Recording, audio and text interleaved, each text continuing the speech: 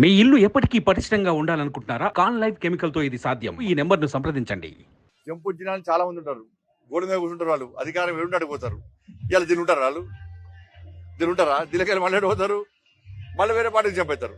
కానీ ప్రజలు ఓట్లేసే సమయంలో ఇటువంటి నాయకుల పట్ల అప్రమత్తంగా ఉండాలి.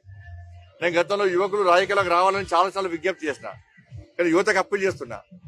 ఫస్ట్ రాజకీయ ప్రక్షాళన జరగాలి. యువత ద్వారా తప్పకుండా తెలంగాణ రాష్ట్రంలో మార్పు వస్తుంది. ఆ మార్పు రావాలి. ఆ మార్పు కేవలం యువత ద్వారా మాత్రమే వస్తుంది.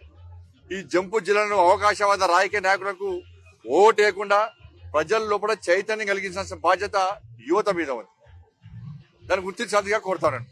దాదాపు రైతులకు సంబంధించి కేసీఆర్ గారి వాళ్ళు ఎక్కడికి పోయి నల్గొండ పోయాడు, దాన్ని వద్దంటలేము.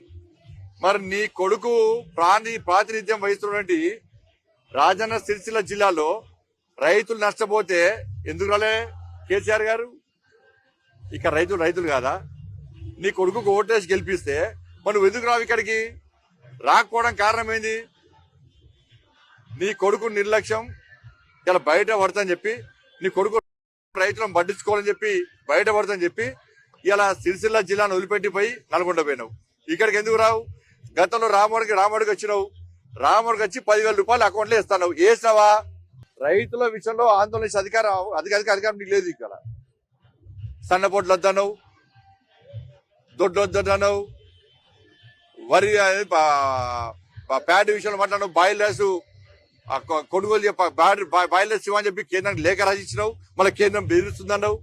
వాళ్ళ పత్తి విషయంలో కామెంట్ చేసినావు. అన్ని రకాల రైతులను నానా గోస పెట్టిందే నువ్వు. వాళ్ళ నరక యాత్ర చూపెట్టిందే నువ్వు. ప్లస్ నీ పందనే కాంగ్రెస్ పార్టీ కొనసాగిస్తున్నది. కాంగ్రెస్ పార్టీ గురువు నువ్వే. మీరు గురు శిష్యులుగా మారి తెలంగాణ రైతాంగాన్ని మోసం చేస్తున్నారు ఇవాళ. మరి ఈ రెండు పార్టీలు రైతు వ్యతిరేక పార్టీలు. తెలంగాణ రైతాంగం ఆలోచించాలి. వీళ్ళు రాజకీయం కోసం ఇవాళ డ్రామాలు ఆడుతున్నారు. ఇవాళ గతంలో కేసీఆర్ గారు ఎందుకు రైతులను ఆదుకోలేకపోయాడు? కాంగ్రెస్ పార్టీ ప్రభుత్వం 100 రోజులుగా దాటింది. ఇప్పటికే ఎందుకు రైతులకు ఇచ్చిన హామీలు నెరవేర్చలేకపోతే స్పష్టం చేసిన బాధ్యత వాళ్ళ పార్టీ మీద ఉంది. సుమన్ టీవీలో మీ పర్సనల్ అండ్ బిజినెస్ ప్రమోషన్స్ కోసం కింది నెంబర్కి కాంటాక్ట్ చేయండి.